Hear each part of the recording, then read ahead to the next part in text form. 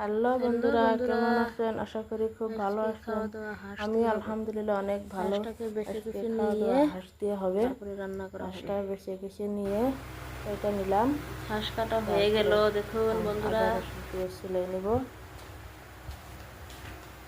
সেটা করে নিয়ে রান্না করি।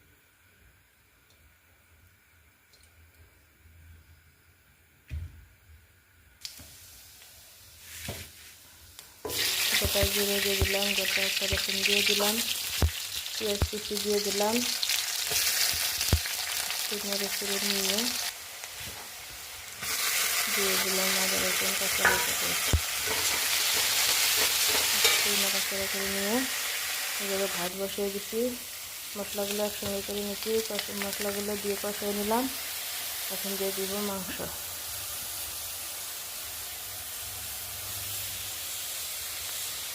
ভাতের সিটি দিলাম, মশলা কষিয়ে মাংস দিয়ে দিলাম।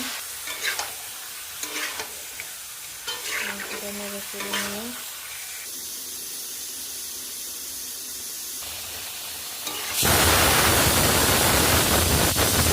হয়ে গেল, কষানো হলেই প্রায়।